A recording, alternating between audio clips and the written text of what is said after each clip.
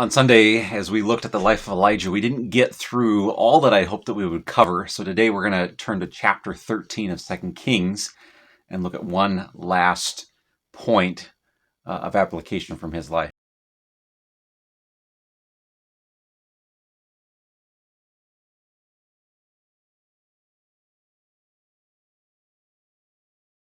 This yesterday, but got done with it and just something didn't sit right. And so we're trying this again today, looking at that last chapter that we didn't get to from Elisha's life, chapter 13.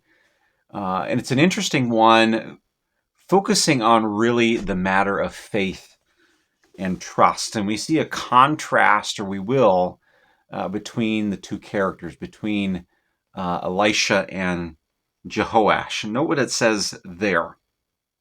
2 Kings 13, let's start with verse 16. Then Elisha told the king of Israel, aim the bow. He did so. And Elisha placed his hands on the king's hands. Elisha said, open the east window, and he did so. Elisha said, shoot, and he did so. Elisha said, this arrow symbolizes the victory the Lord will give you over Syria. You will annihilate Syria in Aphek. Then Elisha said, take the arrows, and he did so. He told the king of Israel, strike the ground. He struck the ground 3 times and stopped. Now, that's an important word there. Note that. It says, then the prophet got angry at him and said, if you had struck the ground 5 or 6 times, you would have annihilated Assyria, but now you will defeat Syria only 3 times.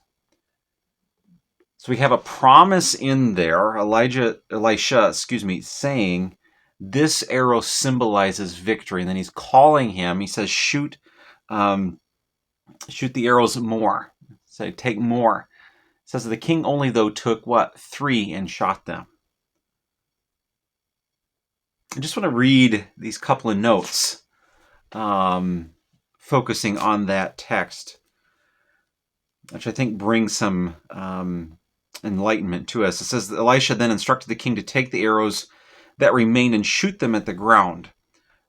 Strike the ground probably means that the king was to shoot these arrows as he had shot the first, rather than to grasp them together in his hand and strike the ground with them. The king fired off 3 more arrows and then stopped. And it says, of course, Elisha was angry with him for stopping because the king was manifesting failure to trust God to give him as many victories as there were arrows. Jehoash understood what shooting the first arrow symbolized. Elisha had explained it. By letting the king shoot more arrows, God was inviting him through Elisha to claim as many victories as he had arrows. God assured him that he would have victory by divine enablement. But perhaps Jehoash felt that God could not or would not do as much for him as Elisha implied. This unbelief explains why Elisha became angry. Jehoash had failed to trust God even though he knew what God had promised. And really between those two characters, Jehoash and Elisha, you see then a very stark contrast of faith. Back in 1 Kings chapter 19, you remember Elisha essentially burned everything. He fed his oxen to his guests. He burned the harness and the yoke, and he went off with Elijah to start this new ministry. He was wholeheartedly commitment and got rid of anything that would hold him back in this commitment to the Lord. And his life then had been a pattern of trust and faith in God. Then you come to this chapter between him and Jehoash and see that contrast of faith. And that passage, while there's many things that we could go into about the victory and various other things, boil it down to its simplest thing is really a matter of trust, of do we trust the Lord and what he has promised? Do we trust the Lord and what he has promised? And we can say that we trust him with our words, but what are words if our actions don't follow that?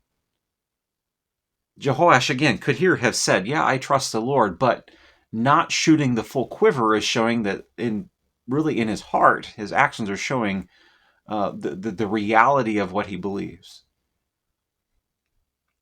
And I'm struck on I guess a day-to-day basis of, we can say as believers that we trust the Lord, but when we don't follow the simplest of commands in Scripture, when we don't follow the wisdom that we find in books like Proverbs, when we choose to blatantly disregard those things, do we then truly trust the Lord? I think in many cases we are satisfied with God saving us, but beyond that, we would prefer to rule our own lives. When God calls us in obedience to a certain pattern of life, and that is in stark contrast with what we see in the world, we are sometimes more apt to follow after the world. We're more apt to trust that than what God calls us to. And so this passage is one that really causing us to reflect on what is the level of our trust in the Lord. And if we don't trust him in certain areas, then why? What has God done that would prohibit us from that, or that would keep us from trusting him in that area? What are we choosing to believe the world more in than him? And I wonder if part of that doesn't come down to what are we more satisfied with? Are we more satisfied with what the world brings, and that's why we follow after that rather than trusting the Lord and what he calls us to?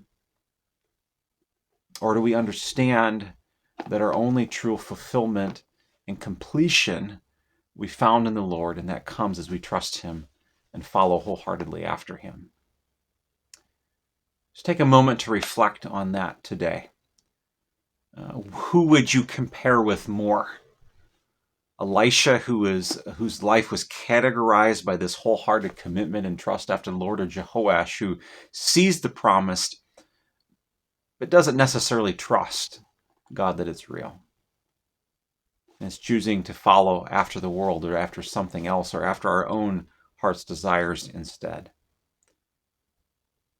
Interesting how Scripture brings those things, those challenges, through the stories of interactions with its characters.